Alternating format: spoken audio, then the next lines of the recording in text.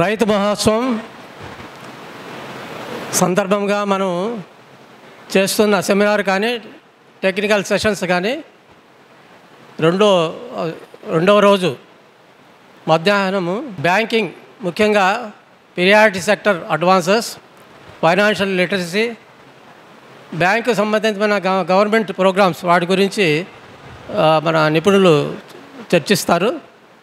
ముందుగా శ్రీ బి లక్ష్మీనారాయణ, వీరు retired general manager, union bank of India, ప్రస్తుతం వివిధ సంస్థల్లో డైరెక్టర్గా ఉన్నారు. వారిని వేదిక మీదకి రావాల్సిందిగా విజ్ఞప్తి.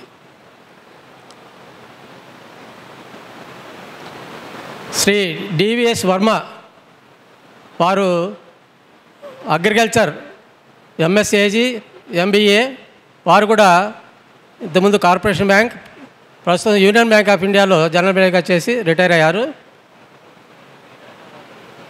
వారిని వేదిక మీదకి రావాల్సిందిగా విజ్ఞప్తి. కరూరు వైశ్య బ్యాంక్ ఎం సుధీర్ చౌదరి, వీరు కూడా అగ్రికల్చర్ హెడ్, తెలంగాణ ఆంధ్ర ప్రాంతాలకు వ్యవసాయ విభాగం అధిపతి, వారు కూడా వేదిక మీద రావాల్సిన విజ్ఞప్తి. వేదిక మీద డాక్టర్ ఏవి రావు, మా అగ్రి హార్టీ సొసైటీ సెక్రటరీ గారు, వారి ఆధ్వర్యంలో ఈ కార్యక్రమాలు అద్భుతంగా జరుగుతున్నాయి. వారు సిసిఎంబి డైరెక్టర్గా కూడా చేశారు. శ్రీ జె శ్రీరంగారావు, వారు మా అగ్రి హార్టీ సొసైటీ ప్రధాన కార్యవర్గ సభ్యుడు, ట్రెజరర్, తర్వాత వారు భారతీయ కిసాన్ సంఘ్ రాష్ట్ర అధ్యక్షులు. వారు కూడా వేదిక మీద రావాల్సిందిగా విజ్ఞప్తి. మా నిపుణులకు, అతిథులకు స్వాగతం. ఇప్పుడు మనం ముఖ్యంగా మనం అనుకున్నట్టు బ్యాంకింగ్ రంగంలో వ్యవసాయానికి అనుబంధంగా కానీ ఒక అంశాలను మన నిపుణులతో మనం చర్చిస్తాము. వారిని తర్వాత ఎవరైనా మన ఆహ్వానితులు ఉన్నవారు ఏదైనా సలహాలు కావాలంటే వాటి గురించి కూడా మనం మాట్లాడదాం. ముందుగా శ్రీ డాక్టర్ ఏవి రావు గారిని ఈ విషయమై వాళ్ళ సూచన ఇవ్వాల్సిందిగా. నమస్కారం. వేదికను అలంకరించిన బ్యాంకింగ్ వ్యవస్థ మహామహులు వారికి స్వాగతం, సుస్వాగతం. ఈ రైతు మేళ మన అందరికీ ఎంతో ఉపయోగపడుతుందనే ఉద్దేశంతో వారు ఇచ్చిన సహకారం, మా సుబ్బారెడ్డి గారి ఆధ్వర్యంలో వారు అందరూ చేసిన సహకారం మరవలేనిది. వారు ఎంతో ముందుకొచ్చి మన ఈ రైతు మహోత్సవం అనగానే వారు చాలా హెల్ప్ చేసి ముందుకెళ్ళండి, మేము డెఫినెట్గా ఈ మహోత్సవాన్ని ఎంతో ఉత్సాహంగా మీరు చేసుకోండి అని చెప్పినందుకు వారికి ధన్యవాదాలు తెలుపుతూ, ముఖ్యంగా మా సుబ్బారెడ్డి గారు భారతీయ కిసాన్ సంఘ్ రైతులకే కాకుండా ఈ కిసాన్ కార్డు అని ఏదైతే ఒకటి ఉందో, రైతులకు అవగాహన లేకుండా బ్యాంకు వారు, వేరే బ్యాంకు వారు కొంచెం అంత ఇబ్బందులు పెడుతున్నా కానీ వారు అక్కడికి వెళ్ళి వారు బ్యాంకు మేనేజర్తో మాట్లాడి రైతులకు అనుసంధానం చేయించి వారికి ఇప్పించినందుకు రైతుల తరపున, భారతీయ కిసాన్ సంఘ్ మా అధ్యక్షుల వారి తరపున వారికి హృదయపూర్వక అభినందనలు తెలుపుతూ ఉన్నాం. అదే కాకుండా మొన్న నాబార్డు సిజిఎం గారితో కూడా మాట్లాడి వీటన్నిటిని కూడా వారు అడుగుతూ ఉంటే మాకు ఆశ్చర్యం వేసింది. ఓహో, సుబ్బారెడ్డి గారికి ఎంత నాలెడ్జ్ దీంట్లో ఉందా అని. వారే చూసి, లేదండి మీరు మా కోఆర్డినేషన్ కమిటీలో తప్పక ఉండి ఈ రైతాంగానికి, గ్రామీణ ప్రాంతం వారికి మనం సహాయం చేద్దాము అని ఇది చేశారు. ఇంతవరకు కూడా ఏ రైతు సంస్థ కూడా ఎస్ఎల్బిసి దాంట్లో అన్ని లిస్టు తీసుకొచ్చి, ఏ బ్యాంకు ఎవరు ఏంటి అనే దాంట్లో కూడా వారు లిస్టు తీసుకొచ్చి అన్ని లిస్టు తీసుకొచ్చి దాంట్లో వారితో కూడా మాట్లాడి ఈ రైతులకి మీరు ఇట్లా చేయాలి, అట్లా చేయాలని చేస్తున్నారు. వారు ఇంకా ముందుకు దీంట్లో ఎంత చేసినా కానీ రైతు కష్టం పూర్తిగా తీర్చుకోలేము. ఎందుకంటే మ్యాక్సిమం 10 నుంచి 20% ఏదైనా సరే రైతుకి ఈ ఇన్పుట్ దానికి సహాయ సహకారాలు అవుతుంది. వాళ్ళు ఇచ్చేదానికి ఫర్టిలైజర్ సరిపోతే మిగతాటి సరిపోదు, రోజువారీ కూలి దానికి సరిపోదు. అవన్నీ అయిపోయినాక ఈ వివిధ కారణాల వల్ల వచ్చే పెస్ట్ అండ్ డిసీజెస్ని కంట్రోల్ చేయాలంటే మళ్ళీ ఆ బిజినెస్ మ్యాన్ దగ్గరికి వెళ్తే వాడు ఇష్టం వచ్చిన రేట్ వేస్తాడు. అట్లాగే ఇంట్రెస్ట్ కూడా వేసేసి ఈ రైతులను చేసేది, బ్యాంక్రప్ట్ చేసేది ఎవర్రా అంటే వాళ్ళే. సో అందుకనే ఇప్పుడు కొత్త పద్ధతిగా సాధ్యమైనంత వరకు సేంద్రియ పద్ధతిలో ఖర్చు తగ్గించుకుంటారు అనే దాంతో ఇప్పుడు మన సేంద్రియ మేళ ఇవన్నీ కూడా మనం కండక్ట్ చేస్తూ ఉన్నాం. వీటన్నింటినీ మీరు సద్వినియోగపరుచుకుంటూ సంఘటితము ప్రతివాడు రైతే. ఇవాళ పార్లమెంట్లో ఉన్న 80% మేము రైతని క్లెయిమ్ చేసే రైతుకు వచ్చే అన్నీ వాళ్ళు తినేస్తారు. అసలైన రైతు మీకు ఆశ్చర్యపోతారు. శరత్ పవారు 800 కోట్లు చూపెట్టేవాడు నాకు అగ్రికల్చర్ ఆదాయం అని. ఇక అట్లా చాలామంది పేర్లు చెప్పుకుంటా పోతూ ఉంటే ఎండింగ్ ఉండదు. అట్లాంటివన్నీ ఇప్పుడు కంట్రోల్ చేయటం గవర్నమెంట్ చాలా చేస్తూ ఉంది. దాంట్లో మనం కూడా సహాయ సహకారాలు ఇచ్చేసేయాలి.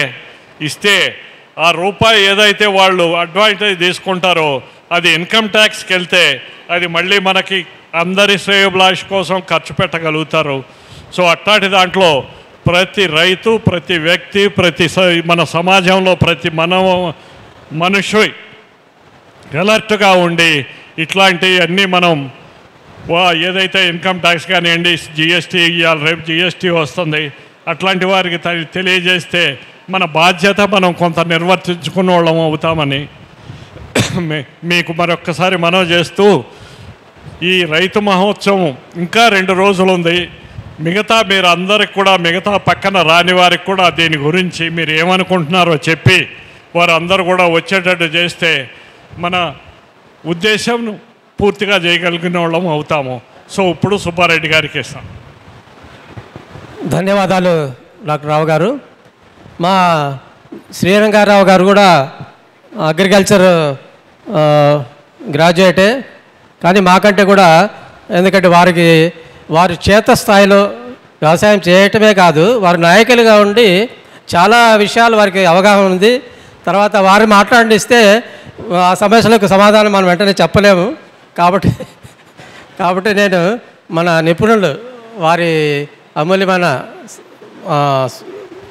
జ్ఞానాన్ని ఈ ద్వారా మనం చర్చించి దీని ద్వారా వివిధ పద్ధతుల్లో రైతులు చేరవేసే కార్యక్రమం ఇది. కాబట్టి ఇప్పుడు శ్రీ బి లక్ష్మీనారాయణ గారిని, వారు ఎఫ్సిఏ, తర్వాత ఆర్థిక రంగంలోనూ, బ్యాంకింగ్ రంగంలోనూ, ప్రైవేటు కంపెనీల నిర్వహణలో కూడా చాలా నిపుణులు, వారిని మాట్లాడాల్సిందిగా విజ్ఞప్తి. ముందుగా ఈ రైతు మహోత్సవం నిర్వాహకులకు నాకు అవకాశం ఇచ్చినందుకు చాలా కృతజ్ఞతలు. తర్వాత వేదిక మీద ఉన్నటువంటి మిగతా ప్రముఖులు, ప్రేక్షకులందరికీ కూడా నమస్కారం. మీ అందరికీ తెలిసే ఉంటుంది, మనకి 1969లో మొదటి విడత బ్యాంకులు జాతీయం చేయబడ్డాయి.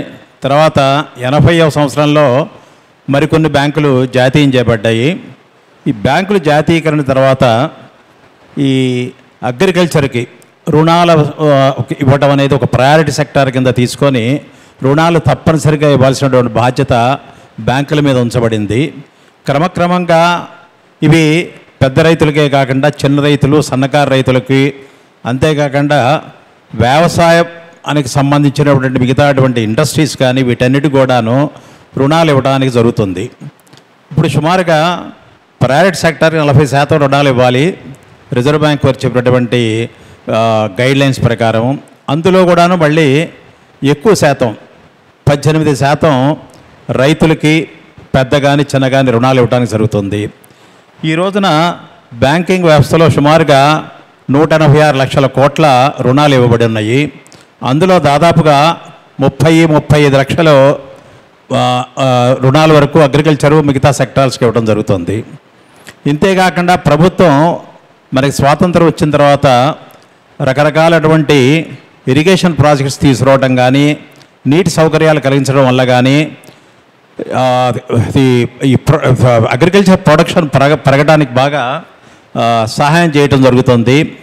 ఇంతేకాకుండా ఈ రకంగా రకరకాల సదస్సులు నిర్వహించడం కానీ, రైతులకి మరి ప్రోత్సాహం కలిగించడం ద్వారా కానీ ఈ వ్యవసాయోత్పత్తులను పెంచడానికి బ్యాంకులు ఎంతో రకంగా కృషి చేస్తూ వచ్చాయి. దాంట్లో మీకు తెలుసో తెలియదో కానీ సుమారుగా 50 సంవత్సరాల క్రితం వరకు మనకి భారతదేశంలో మనకి తిండి గింజల దిగుమతి జరుగుతుండేది. PL 480 అనేటువంటి స్కీమ్ ప్రకారం మనమే తిండి గింజలు దిగుమతి చేసుకునేవాళ్ళం. అక్కడి నుంచి ఈ రోజున ఈ 50 సంవత్సరాల్లో మనం చాలా ముందుకు వెళ్ళి ఈ రోజున మనం ధాన్యమే కానీ పూలు కానీ పళ్ళు కానీ మిగతా వ్యవసాయోత్పత్తులు ఎక్స్పోర్ట్ చేసేటువంటి స్టేజ్కి వచ్చాం. అయినంత మాత్రాన రైతులకు ఇంకా ఎన్నోటువంటి కష్టనష్టాలు బ్యాంకుల ద్వారా రుణాలు తీసుకోవడంలో జరుగుతూనే ఉన్నాయి. ఈ కష్టనష్టాలన్నీ కానీ ఏమన్నా ప్రాబ్లమ్స్ కన్నట్టే మీరు ఈ సభాముఖంగా కానీ లేకపోతే మరొకటి నిర్వాహకుల ద్వారా కానీ తెలియజేసినట్టయితే బ్యాంకుల్లో ఉన్న వాళ్ళకి ఆ సలహాలు ఇప్పుడు పనిచేస్తున్న వాళ్ళకి బ్యాంకుల చైర్మన్లు కానీ లేదా నబార్డు కానీ రిజర్వ్ బ్యాంక్ ఆఫ్ ఇండియా కానీ మీ యొక్క ఇబ్బందులు అనేది తెలియజేయడం జరుగుతుంది. ఆ రకంగా మీ అటువంటి సదుపాయాన్ని ఉపయోగించవలసి ఉన్నది. లక్ష్మణ్ గారు, ఇప్పుడు మీరు బ్యాంకింగ్ రంగంలో చాలా చేసే స్థాయి నుంచి ఉన్నత స్థాయి వివిధ క్షేత్రాల్లో పనిచేశారు. ఇప్పుడు కొన్ని కంపెనీలో కూడా కంపెనీ నిర్వహణలో కూడా మీరు చాలా నిపుణులుగా ఉన్నారు. ఇప్పుడు వ్యవసాయ రంగానికి తర్వాత కంపెనీలు కానీ కార్పొరేట్ నిర్వహణలో కానీ ఏమైనా సారూప్యం ఉంటుందా, లేకపోతే వీటిని ఆర్థికంగా బలోపేతం చేయడానికి వ్యవసాయ రంగంలో అంకుర పరిశ్రమలు కానీ వారికి ఏమైనా సూచనలు మీరు ఇస్తారా? సూచనలు అంటే ఒకటి, రైతులను అన్నదాత అంటాం. అన్నదాత కనుక బలంగా ఉండగలిగితేనే దేశం సౌభాగ్యంగా ఉంటుంది దాంట్లో. ఎందుకంటే ఈ రోజున కూడా సుమారుగా మన జనాభాలో 45% వరకు ప్రజలు వ్యవసాయం మీద కానీ వ్యవసాయోత్పత్తుల మీద కానీ ఆధారపడి ఉన్నారు. అలాగే రైతులే కాకుండా ఈ రైతుల ద్వారా జరుగుతున్నటువంటి ఈ మధ్యవర్తులు కానీ మిగతా వ్యాపారులు కూడా తీసుకున్నట్టయితే సుమారుగా 55% జనాభా ఈ వ్యవసాయోత్పత్తుల మీద మాత్రమే ఆధారపడి ఉంటుంది. అయితే ఈ రోజున కనుక చూసినట్లయినట్టయితే మనకి మిగతా దేశాలతో కంపేర్ చేసినట్టయితే వ్యవసాయంలో మన ఉత్పత్తి చాలా తక్కువగా ఉంది. ఒక అంచనా ప్రకారం మన దేశంలో ఒక హెక్టార్కి రైసు 2.5 టన్నులు కంటే పండుతున్నట్టయితే మన పక్కనేటువంటి చైనాలో 6.5 టన్నుల వరకు పండుతుంది. అలాగే కొన్ని దేశాలు, ఉదాహరణకి నెదర్లాండ్ అనే దేశం చాలా చిన్న దేశం అయినా కానీ సరే అగ్రికల్చర్ ప్రోడక్ట్స్ బాగా ఎక్స్పోర్ట్ చేయగలుగుతుంది. ఎందువల్లంటే హై వాల్యూ ప్రోడక్ట్స్ అంటాం. ఎందుకంటే ఖరీదైనటువంటి వ్యవసాయోత్పత్తులను తయారు చేయడం ద్వారా రైతు యొక్క ఆదాయం చాలా పెరుగుతుంది.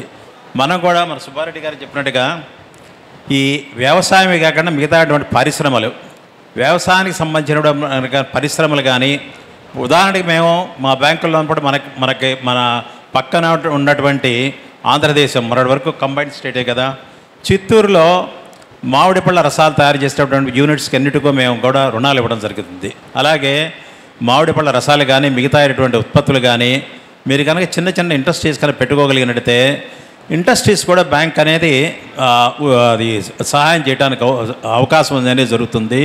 మీ చిన్న చిన్న విలేజ్లో కూడా ఒక 10 మంది రైతులు కానీ 15 మంది రైతులు కానీ వాళ్ళ వ్యవసాయ ఉత్పత్తులను కన్నా ఇలాగా ఏ రకంగా మనం వాటికి వాల్యూ అడిషన్ అంటాం దాంట్లో. ఎందుకంటే ఒక వ్యవసాయం ఒక ఉత్పత్తి దగ్గర నుంచి తర్వాత నెక్స్ట్ ప్రోడక్ట్ కనుక తయారు చేయగలిగినట్టయితే వాటికి మీ ఖరీదు ఎక్కువ రావడానికి అవకాశం ఉంటుంది.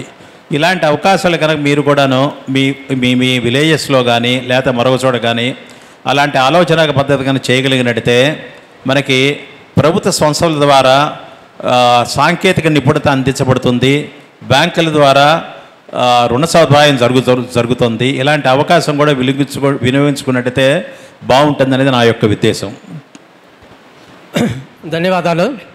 ఇప్పుడు శ్రీ డి.వి. సుబ్రహ్మణ్య వర్మ వీరు వ్యవసాయ పట్టభద్రులు అయినప్పటికీ కూడా స్వతహాగా రైతు కుటుంబం ఇప్పటికి కూడా వ్యవసాయం చేయించే కార్యక్రమం చేపడుతున్నారు. తర్వాత బ్యాంకింగ్లో ముఖ్యంగా వ్యవసాయ విభాగంలో అగ్రికల్చర్ ఫైనాన్స్లో క్షేత్రస్థాయి నుంచి మేమిద్దరం కూడా క్షేత్రస్థాయిలో చాలా సంవత్సరాలు ఫీల్డ్ ఆఫీసర్ కానీ బ్యాంక్ మేనేజర్ కానీ రీజనల్ మేనేజర్ తర్వాత వారు జనరల్ మేనేజర్గా కూడా చేశారు. వివిధ కార్పొరేట్ రైతు రుణాల నుంచి కార్పొరేట్ వ్యవస్థల్లో కూడా పనిచేసి చాలా అనుభవం పొందారు. వారికి చాలా అపార అనుభవం ఉంది. వారి అనుభవాలను పంచుకుంటూ మన రైతాంగానికి ప్రస్తుత పరిస్థితుల్లో ఎప్పుడైతే వ్యవసాయం ముఖ్యంగా సంక్షోభం ఎందుకు వస్తుంది, వ్యవసాయం పంట పడకుండా సంక్షోభం వస్తుంది, కొన్ని వైపరీత్యాల వల్ల వస్తుంది. అధికంగా వచ్చే సంక్షోభము ఆర్థిక సంక్షోభం. ఎందుకంటే సరైన ధర లేకపోవటం, లేకపోతే దిగుబడి రానందు వలన నష్టం రావడం, ఇటువంటి చాలా జరుగుతాయి. కాబట్టి ఆర్థిక నిర్వహణ కూడా చాలా ముఖ్యము. వారికి ఉన్న అనుభవాన్ని బట్టి, వివిధ ప్రాంతాల్లో క్షేత్రాల్లో చేసిన అనుభవాన్ని బట్టి ఈ ఆర్థికంగా రైతులను ఎలా బలవంతం చేయాలి, ఆర్థిక నిర్వహణ ఎలా ఉండాలి రైతులు అనే విషయాన్ని గురించి కొన్ని సూచనలు చేయవలసిందిగా విజ్ఞప్తి. ఈ రైతు మేళా కార్యక్రమానికి అధ్యక్షత వహించిన ఆసీనులైన రావు గారికి, రెడ్డి గారికి అందరికీ వందనాలు. నా పేరు వర్మ. మన సుబ్బారెడ్డి గారు పరిచయం చేసినట్టుగా రైతు కుటుంబం నుంచి వచ్చినవాడు. ఇక్కడ రైతుకి మెయిన్ దేశానికి వెన్నెముక కాబట్టి రైతు సంక్షేమమే దేశ సంక్షేమం. కొన్ని పరిశ్రమలు కొంతమందికి ఉపయోగకరంగా ఉంటాయి, కానీ రైతు జీవనాడికి ముఖ్య కార్యకర్త. ఆ ఉద్దేశంలో మేము ఫీల్డ్ ఆఫీసర్గా జాయిన్ అయినప్పటి నుంచి రైతు యొక్క ప్రతి కార్యక్రమంలోనికి చేదోడు వాదోడుగా ఉంటూ వాళ్ళని అభివృద్ధికి కృషికి ఎంతో సౌలభ్యమైన స్కీములు తయారు చేసి పెట్టాము. ఎందుకంటే పరిశ్రమల వారికి ఓడీ ఫెసిలిటీ అని డిఫరెంట్ టైప్స్ ఆఫ్ ఫెసిలిటీస్ ఉంటాయి, కానీ రైతులకి ఒక నాట్ల కార్యక్రమం అని, పంట కార్యక్రమం అని, పారిశ్రామిక కార్యక్రమం అని డిఫరెంట్గా ఉంటాయి. వాటికి ఒక నియమ నిబంధనలు అంటూ ఒక ప్రత్యేకతలో ఉండదు. అంతకుముందు బ్యాంకింగ్ సెక్టార్లో ఎలా ఉండేదంటే ఇవన్నీ కార్యరూపంలో ఫైనాన్స్ రూపంలో ఇచ్చేవారు. ఇచ్చిన తర్వాత ఆ పెట్టుబడికి ఆ రసీదు వస్తేనే మిగిలిన కార్యక్రమం ఇచ్చేవారు. కానీ మార్కెట్లో అన్ని వస్తువులు కూడా, అంటే విత్తనాలు, ఎరువులు, పురుగు మందులు, ఇవన్నీ కూడా ముందు ఆఫ్ సీజన్లో తక్కువ రేట్లు, డిస్కౌంటెడ్ రేట్లో వస్తాయి. రైతులకి మంచి విత్తనాలు, రైతులు కావాల్సిన కార్యక్రమాలన్నీ, వనరులు అన్నీ సమకూర్చుకుని ఉంటే వర్షం పడగానే ఈ కార్యక్రమాన్ని ముందుకు ఎంతో ధైర్యంగా ముందుకు తీసుకెళ్ళవచ్చు. కానీ ఆ టైంకి మనం ఈ ప్రతిపాదనలు, ఈ ఫైనాన్స్లో అరేంజ్ చేయకపోతే రైతు ఇబ్బంది పడేవాడు. కాబట్టి మేము రైతులకి ఇప్పుడు సబ్సిడీలు ఎలా ఇస్తున్నారు, మీటర్ నొక్కితే బటన్ నొక్కితే అమౌంట్ పడుతుంది ఖాతాల్లో అన్నది కాకుండా బటన్ నొక్కితే సీడ్ వచ్చేటట్టుగా వాళ్ళే ఫీల్డ్లోకి ఆ విధంగా చేయడానికి ఎంతో కృషి చేయవలసి ఉంది. ఈ కార్యక్రమాన్ని మేము అంతకుముందే మొదలుపెట్టున్నాం. ఏ విధంగా అంటే లోన్ సీజన్ వర్షాకాలం వస్తుందనగానే మొదటి తొలకరువని పడిందనగానే గ్రామాల్లో టామ్ వేయించి ఈ కార్యక్రమాలు మీరు రైతులు మీ పాస్బుక్లు, మీ రిజిస్టర్ డాక్యుమెంట్స్ వేరైతే అవి ఉన్నాయో అవి తీసుకుని వచ్చి బ్యాంకులో రిజిస్టర్ చేయించుకున్నట్టయితే రెండో విజిట్లోనే శాంక్షన్ సదుపాయాలను చేకూర్చేవాళ్ళం. ఆ విధంగా చేయడం వల్ల రైతుకి ఎంతో ఉపయోగకరంగా టైంలో వ్యవసాయం చేసుకునేడానికి బ్యాంకు చుట్టూ తిరగవలసిన పని ఉండేది కాదు. అదేవిధంగా పారిశ్రామికవేత్తలకు ఓడీ ఫెసిలిటీ అని వాళ్ళ ఖర్చుల నిమిత్తం వాళ్ళు 7 నిమిషంలోనే డబ్బు తీసుకోవచ్చు. రైతులకి అటువంటి సదుపాయం ఉండేది కాదు గత కాలంలో. దానికి రైతులకు కూడా మేము కార్పొరేషన్ బ్యాంక్ తరపున, అప్పుడు మేము కార్పొరేషన్ బ్యాంక్ ఉండేది, ఇప్పుడు అది యూనియన్ బ్యాంక్లో మర్జ్ అయింది. బ్యాంక్ తరపున సుబ్బారెడ్డి గారు కూడా అదే పనిచేశారు. పాటిబండ్లు అనే ఊరిలో కిసాన్ క్షేమ అనే ఒక కార్యక్రమాన్ని పెట్టాం. అంటే రైతు పంటలోని ఎంత తీసుకుంటున్నాడో దానికి 20% ఓడీ ఫెసిలిటీ, క్లీన్ ఫెసిలిటీ, దాన్ని ఏ విధంగా ఉపయోగించవచ్చు. వాళ్ళకి కావాల్సిన ఖర్చులకు కానీ, నిమిత్తం కానీ, ఎమర్జెన్సీ ఏమర్జెన్సీ కానీ, అంటే పంటకి ఇచ్చే రుణాన్ని ఇందులో నుంచి డ్రా చేసి ఖర్చులకు ఉపయోగించుకోవాల్సిన పని లేకుండా OD facility without asking any questions 20% డైరెక్ట్గా చేసాము. అది సక్సెస్ఫుల్గా ఇంప్లిమెంట్ చేసాము. కార్యక్రమంలో తర్వాత మన రావు గారు చెప్పినట్టుగా ఎస్ఎల్బిసి కాకుండా డిసిసి, డిస్ట్రిక్ట్ కన్సల్టేటివ్ కమిటీ అని ఉంటుంది. వాళ్ళ ద్వారా కూడా మేము దీన్ని ప్రవేశపెట్టి తర్వాత ఈ కార్యక్రమాన్ని అందరికీ అందుబాటులో ఉండేటట్టుగా ఏర్పాటు చేయగలిగాము. ఆ విధంగా రైతులకి మా తరపున రైతు బిడ్డగా ఆ సహకారం అందించాం. అందుకని ఇప్పుడు మీకు స్కేల్ ఆఫ్ ఫైనాన్స్ అనే దాంట్లో కూడా ఇదంతా ఇన్బిల్ట్ కార్యక్రమం, అది కూడా అందులో యాడ్ చేయడం జరిగింది. ఆ విధంగా రైతుకి ఇబ్బంది లేకుండా తక్కువ వడ్డీ రేట్లో రుణ రేట్లోనే ఇచ్చేవాళ్ళు. ఆ విధంగా చేయవలసి వస్తుంది. అదే కాకుండా రైతులు కొన్ని ఏరియాల్లో అందరూ ఒకే మోనోకల్చర్, ఒకరు ఏదేస్తే అదే వేస్తారు. అదే వేయడం వలన డిమాండ్ తగ్గిపోతుంది. డిమాండ్ ఉంటుందని వేస్తారు, అందరూ ఒకే సామూహిక కార్యక్రమం చేయడం వల్ల డిమాండ్ పడిపోతుంది. వర్తకులు దాన్ని లాభసేటుగా ఉపయోగించుకుంటున్నారు. అలా కాకుండా మన గవర్నమెంట్ వారు, యూనివర్సిటీ వారు, వ్యవసాయ విశ్వవిద్యాలయం వారు ఆధ్వర్యంలో కిసాన్ వికాస్ కేంద్రాన్ని ఏర్పాటు చేశారు. అటువంటి కార్యక్రమాల్లో ముందడుగులో నేను ప్రత్యేకంగా భీమవరం గ్రామం నుంచి వచ్చిన వాళ్ళని, అక్కడ ఎంతో ఫార్వర్డ్ డైరెక్షన్లో రైతులు మనకు వరి తప్ప, చెరుకు తప్ప, ఈ తప్ప వేరే పంటలు పండవు అనే ఒక నానుడిలో ఉండేవారు. అటువంటి వాళ్ళు వివిధ రకాలైన క్రాప్స్ని ఆ ఏరియాలో అక్కడ ఉన్న 4-5 ఎకరాల్లో పండించి చూపించి మోడల్గా అవి వాళ్ళని కూడా ఆ వ్యవసాయాన్ని డైవర్సిఫై చేయవలసిన అన్నట్టుగా. ఇప్పుడు మీరు తెలంగాణ గవర్నమెంట్లో కూడా చూస్తున్నారు, అందరూ వరి వేస్తున్నారు, ఈ సన్నాలు వేస్తున్నారు. ఇవే కాదు, డైవర్సిఫై చేయండి అని.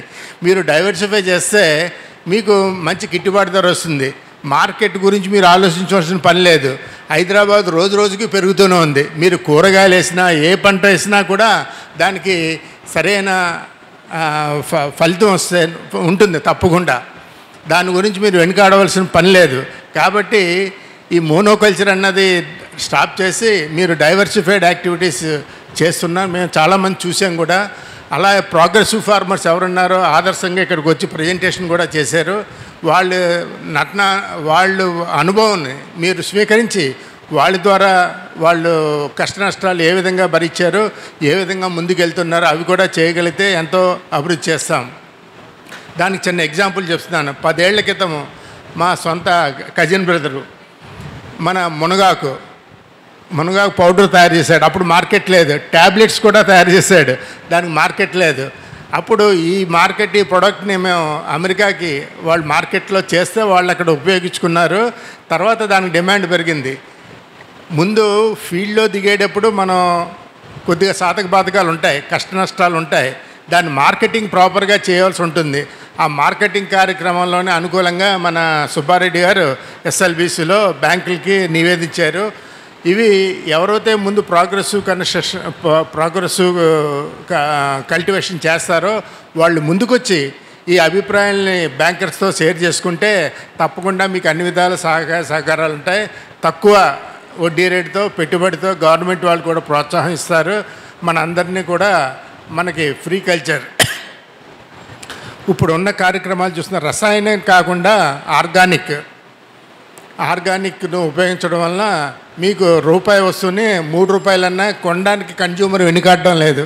కాబట్టి మీరు పెట్టుబడి గురించి, లాభ నష్టాల గురించి ఎక్కువ ఆలోచించవలసిన పని లేదు. మీరు ఏ విధమైన వ్యవసాయం ఉత్పత్తిని టేకప్ చేసినా ఇక్కడ కన్జ్యూమర్స్ మార్కెట్ పెరుగుతూనే ఉన్నది హైదరాబాద్లో. కాబట్టి మీరు ముందుకు వచ్చి సహకరించి మీ అభిప్రాయాలు ఏమున్నాయో, మీరు ఏ విధంగా ముందుకు వెళ్ళగలరని ధైర్యం మీకుందో ఆ మనోభావాల్ని మీ ఆలోచనలోనే ఉంచుకోకుండా కార్యరూపంలో దాలిస్తే దానికి సరైన సహకారం ఉంటుంది. మీరు అభివృద్ధిలోకి ముందుకు వస్తారు. రైతే రాజు, మన లాల్ బహదూర్ శాస్త్రి గారు అన్నట్టుగా రైతే రాజు, మీరే రాజు. ఈ కార్యక్రమాన్ని మా వర్మ గారు కూడా రాజు, అంటే రైతుగా కూడా రాజు, వారి అనుభవంలో కూడా రాజు.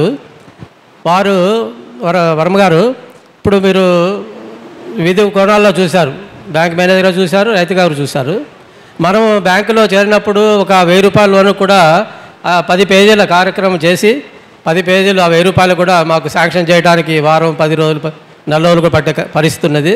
అది మార్పు చెంది వస్తూ మన కాలంలోనే మార్పులు మనమే సజెస్ట్ చేశాము. కిసాన్ క్రెడిట్ కార్డు అంటే రైతు వేరే వ్యాపారాలకు ఎలా రన్నింగ్ క్రెడిట్ ఉంటుందో అలా కిసాన్ క్రెడిట్ కార్డు సులభతరంగా చేయాలని ప్రక్రియ వచ్చింది. అది దాదాపు 2 దశాబ్దాలు అయింది.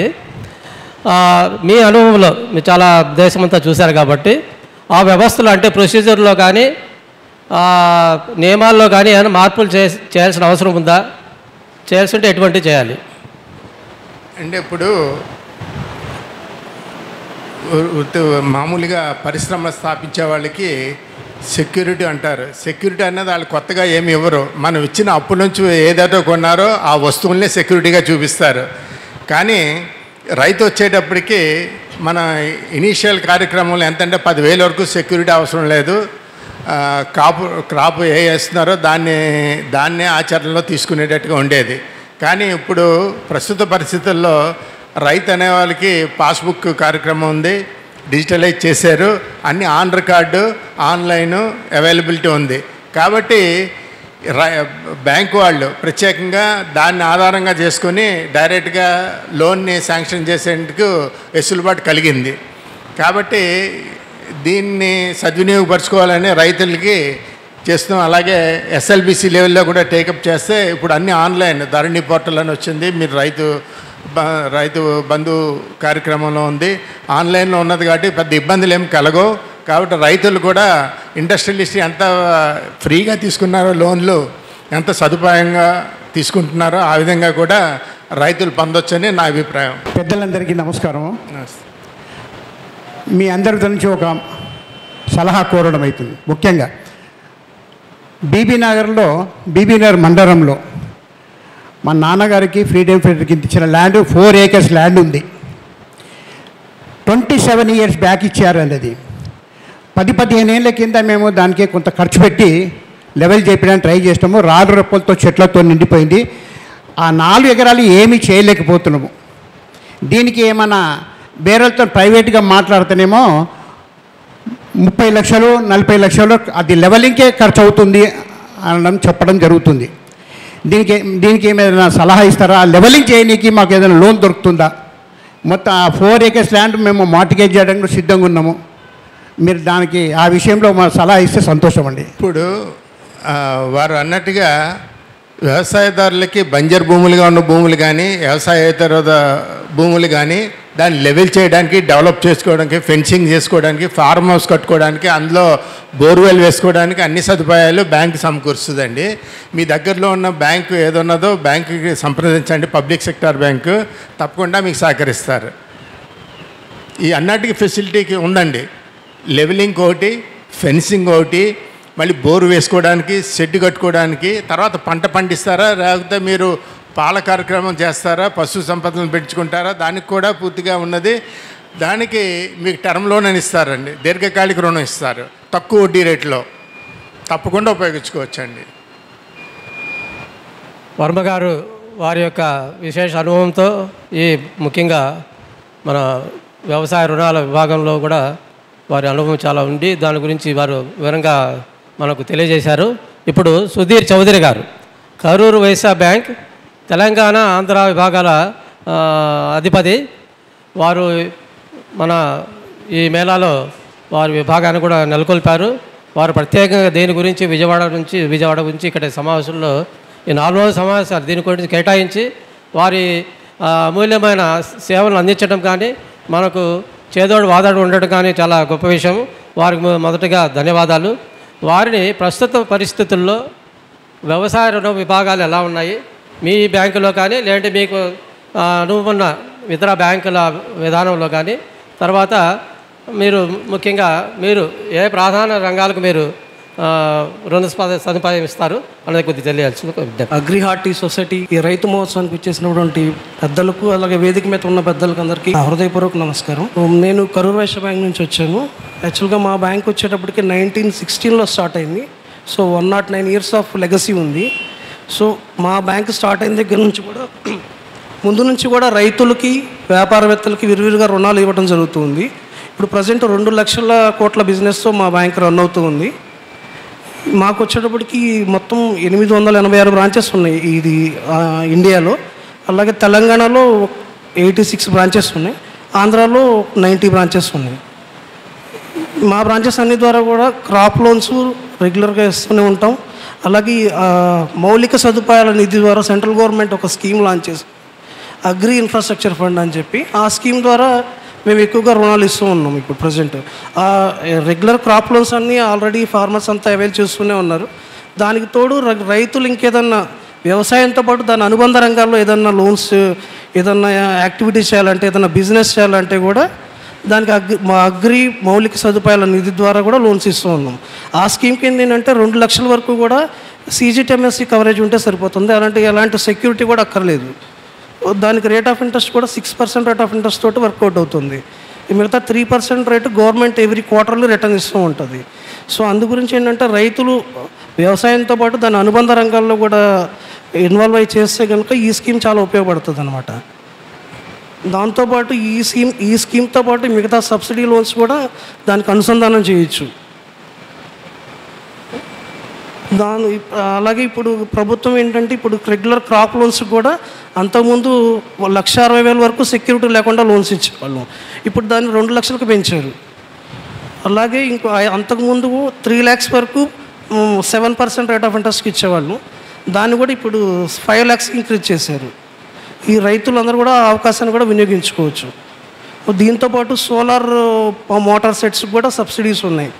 ఆ సోలార్ పంప్ సెట్స్ కూడా రైతులు వాళ్ళ పొలాల్లో పెట్టుకోవచ్చు. ఇంకా అన్ని రకాల వ్యవసాయ అనుబంధ రంగాలు అన్నిటికీ కూడా ఇప్పుడు అన్ని బ్యాంక్స్ కూడా విరివిరిగా రుణాలు ఇస్తూ ఉన్నాయి. ఈ రైతులు ఏంటంటే దగ్గరలో అంటే వాళ్ళు ఏం చేయాలనుకున్న యాక్టివిటీ మీద కొంచెం క్లారిటీ తెచ్చుకొని ఏ బ్యాంక్ని అప్రోచ్ అయినా కూడా ఇప్పుడు బ్యాంక్స్ అన్నీ కూడా ముందుకు వస్తున్నాయి లోన్లు ఇవ్వడానికి. మంత్రి గారు, ఇప్పుడు ఈ మధ్యకాలంలో కిసాన్ క్రెడిట్ కార్డ్ దాదాపు మొదట 2 లక్షల వరకు ఉండింది. ఇప్పుడు 5 లక్షలు అయింది. ఈ మధ్యనే బడ్జెట్లో అయింది. దాంట్లో కూడా మా సంఘం తరఫున మేము చాలా కార్యక్రమం సమాచారం అందించి మన భారత ప్రభుత్వానికి కూడా విజ్ఞప్తి చేసినందువలన ఆ లిమిట్ పెరిగింది ఈ మధ్యకాలంలో.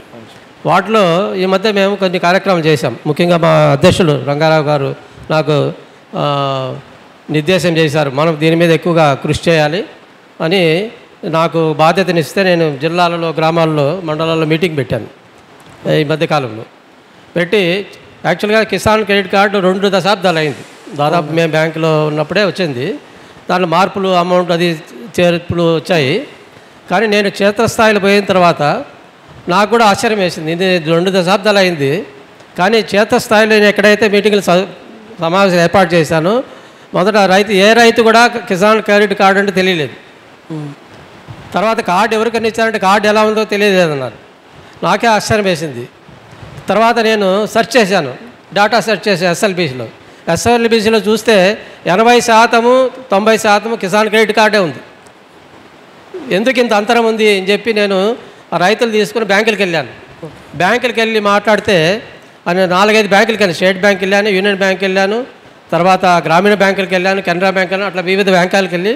ఎందుకంటే మా వాళ్ళు కూడా అన్నారు, మనం డైరెక్ట్గా బ్యాంకులతో మాట్లాడడం కాదు, క్షేత్రస్థాయిలో కనుక్కొని కూడా మనం అప్పుడు కార్యక్రమం చేయగలరని చెప్పి చేసి వెళ్ళిన తర్వాత దాంట్లో ఏముందంటే వివిధ రకాలుగా క్షేత్రస్థాయిలో ఒకటే ఉంది. చాలామంది Kisan credit card crop loan ఒకటే కదా అని కొంతమంది అధికారులు అవగాహన.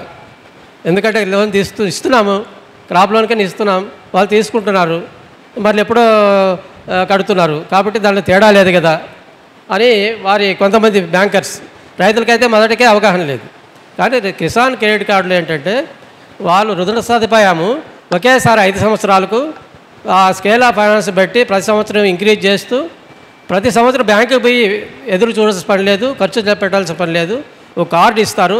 ఎలా అయితే వ్యాపారస్తులకు ఇప్పుడు మన దుకాణాలు కొంతమంది పెట్టారు, ఇక్కడ వాళ్ళ క్యాష్ క్రెడిట్ లిమిట్ ఉంటుంది. అలాగా రైతు కూడా ఒకసారి తీసుకొని కార్డు తీసుకుంటే ఆ లిమిట్ని, ఆ పరపతిని అవసరం ఉన్నప్పుడు తీసుకోవచ్చు, డబ్బులు వచ్చి జమ చేసుకోవచ్చు. ఈ అవగాహన ముఖ్యంగా అంటే బ్యాంకుల యొక్క నియమాల్లో ఉంది, కానీ రైతులకు చేరవేయడంలో చాలా బ్యాంకులు సఫలీకృతం కాలేదు. నేను వెంటనే కొన్ని బ్యాంకులు ఒత్తిడి చేసి అప్పటికప్పుడు తెప్పించాలని చెప్పి వాళ్ళు ఇచ్చిన తర్వాత కొంతమంది ఇచ్చారు. ఈ మధ్య నేను ఆన్లైన్లో చూశాను, state bank online Kisan credit card application వాళ్ళు యాప్ పెట్టారు. సో ఇప్పుడు ఇంకా యాప్ ఎలా పనిచేస్తుందని చెప్పి నేను ఈ మధ్య ఎస్ఎల్బీసీ స్టేట్ బ్యాంక్ వాళ్ళ ఎస్ఎల్బీసీ వారికి కూడా కలిశాను. నేను CGM నబార్డు కూడా కలిశాను, మా బృందం అంతా కలిసి వారితో వివరంగా చర్చించాను. వీరందరూ కూడా నేను విజ్ఞప్తి చేశాను, మీరు వెంటనే ఒక రాష్ట్ర స్థాయిలో వెంటనే ఎస్ఎల్బీసీ మీటింగ్ పిలవండి, మమ్మల్ని పిలవండి, క్షేత్రస్థాయిలో పరిస్థితి ఏంటి నేను మీకు వివరిస్తాను.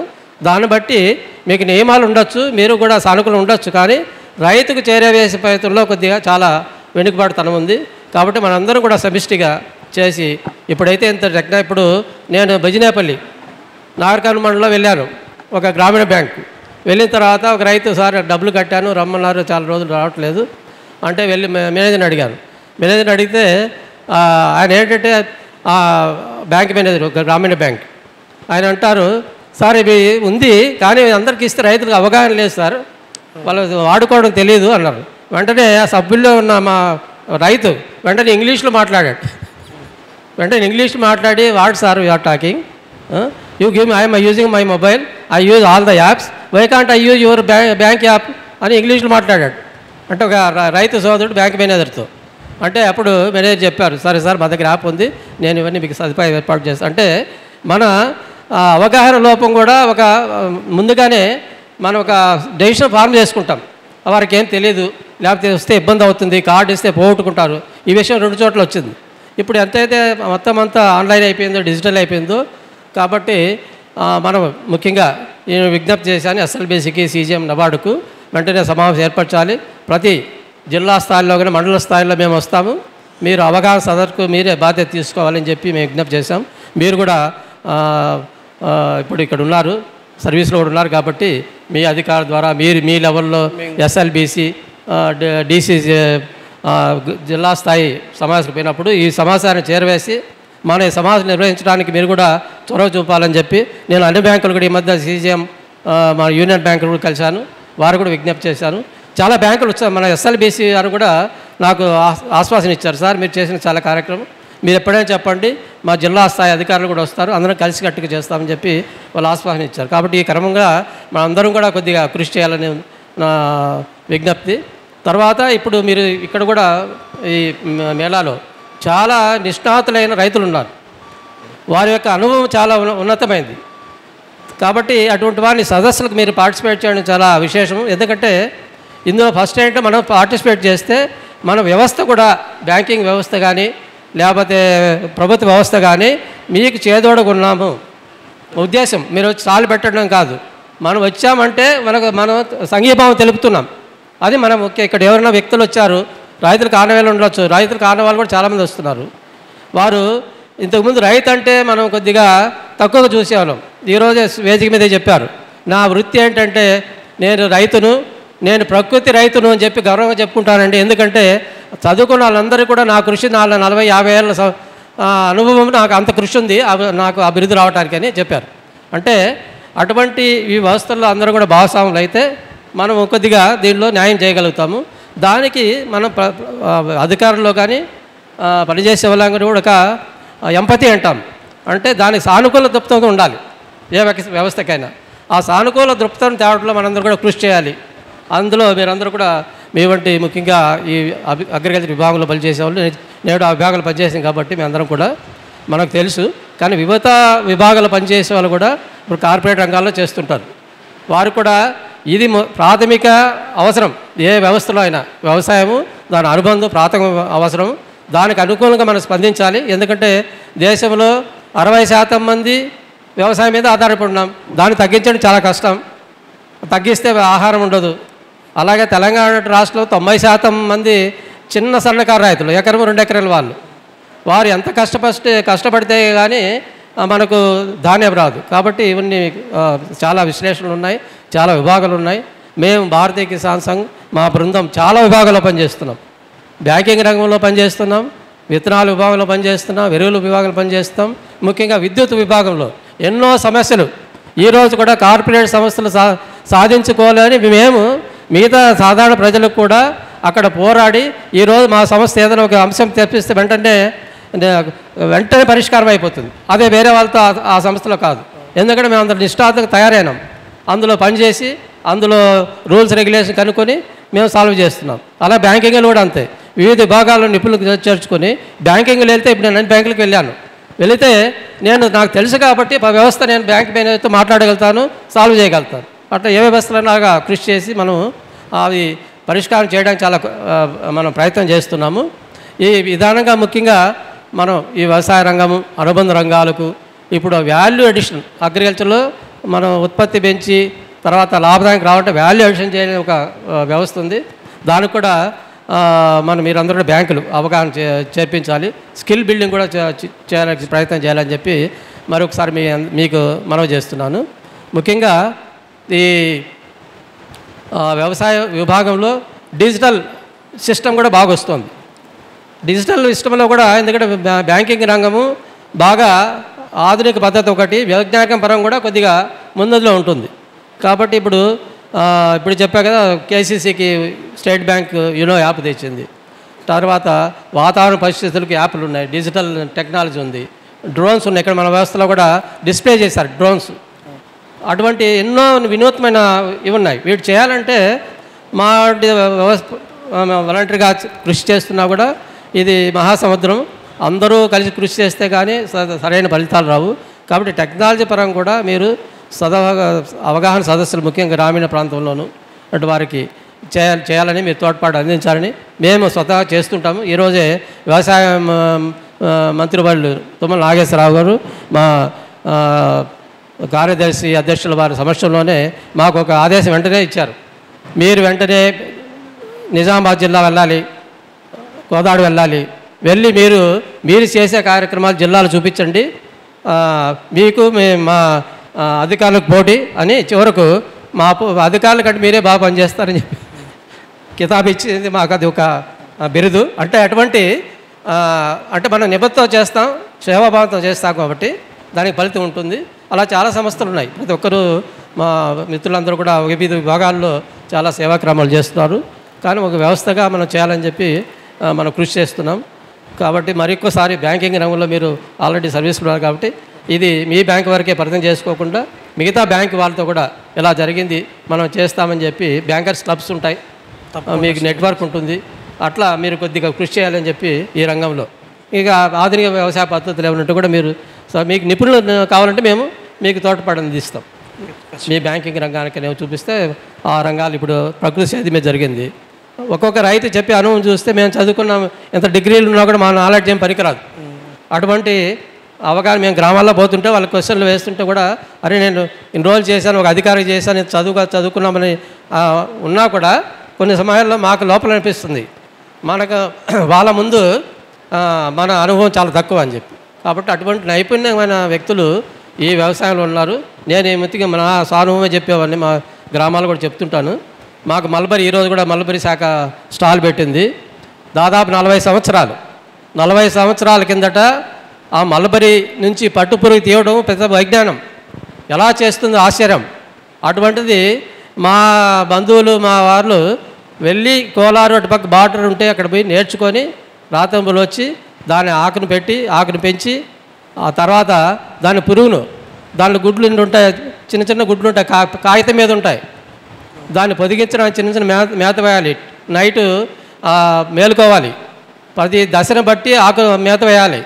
వేసిన తర్వాత పట్టు పురుగు వస్తుంది, ఆ పురుగును ఏ టైంలో ఏ దశలో తీయాలి. ఎంత పెద్ద వైజ్ఞానం, నాకే ఆశ్చర్యంగా ఉండేది. అప్పటికే నేను ఎంబీఎస్సీ చేసి బ్యాంకులో పనిచేస్తున్నాను, నాకే ఆశ్చర్యం. అరే అటువంటి ఆశ్చర్యం ఎట్లా. ఈరోజు మీరు డ్రాగన్ ఫ్రూట్ 500 రూపాయలు పెట్టుకున్నాం, ఈరోజు 25 రూపాయలు దొరుకుతుంది. మన రైతులు ఎల్ఈడి లైట్లు పెట్టి వెలిగిస్తున్నారు. అంటే వినూత్నమైన చాలా విశ్లేషణమైన వినూత్నమైన స్వతహాగా రైతులు చేసి ఇక్కడే మన స్టాల్లో ఐస్ ఫ్రూట్ మ్యాంగో వారే స్వతహాగా డెవలప్ చేశారు. మీరు అందరూ పెద్ద అట్రాక్షన్ అది. అంటే ఇదంతా కూడా వారి కృషి. కాబట్టి మనందరం కూడా సమిష్టిగా ఇందులో కృషి చేయాలని చెప్పి నేను ఈ సందర్భంగా మీరు ఇక్కడ ఈ అవకాశాన్ని ఇచ్చినందుకు ముఖ్యంగా మా కార్యదర్శి వారికి ధన్యవాదాలు తెలుపుతూ ఇప్పుడు మా శ్రీ జయశ్రీగారావు వారు మాట్లాడాల్సిన విజ్ఞప్తి. రైతు మహోత్సవం సందర్భంగా 4 రోజుల కార్యక్రమం మనం ఏదైతే పెట్టుకున్నామో ఈరోజు 2వ రోజు కార్యక్రమంలో వివిధ రంగాల నైపుణ్యం ఉన్న మిత్రులను దీనికి పిలిచి ఈ కార్యక్రమంలో వేరియస్ ప్రోగ్రామ్స్, సెమినార్స్, తర్వాత లెక్చర్స్ ఇది పెట్టడం జరిగింది. ఆ సందర్భంగానే ఈరోజు మనము బ్యాంకింగ్ నిపుణులతోటి ఈ కార్యక్రమం పెట్టారు. వారు నాబార్డ్ నుంచి మొదలుకొని కమర్షియల్ బ్యాంకులో ఏ సేవలు అందిస్తున్నారు, తర్వాత ముఖ్యంగా వ్యవసాయానికి సంబంధించిన ఏమేమి స్కీమ్స్ ఉన్నాయి, తర్వాత మనకు కిసాన్ క్రెడిట్ కార్డ్ గురించి కూడా విపులంగా సుబ్బారెడ్డి గారు విపులించడం జరిగింది. ఈ సందర్భంగా ఇంకేమన్నా మనకు బ్యాంకింగ్లో ప్రశ్నల జవాబులు ఏమన్నా ఉంటే ఈ ప్రేక్షకుల నుంచి మేము ఆహ్వానిస్తున్నాం. ఏమన్నా క్లారిఫికేషన్ కావాలంటే మన నిపుణులు ఇక్కడ ఉన్న బ్యాంకింగ్ నిపుణులు అది ఇస్తారు.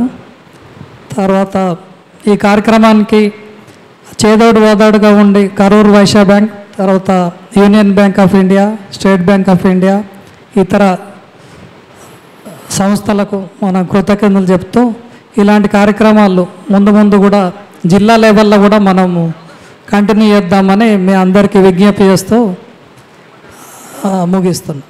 సో ఈ వేదిక మీద వచ్చిన నిపుణులందరికీ కూడా agri horticulture society, exhibition society and exhibition economic society తరఫున ధన్యవాదాలు తెలుపుతున్నాం. ఇటువంటి కార్యక్రమాలు రాబోయే కార్యక్రమాలు కూడా చాలా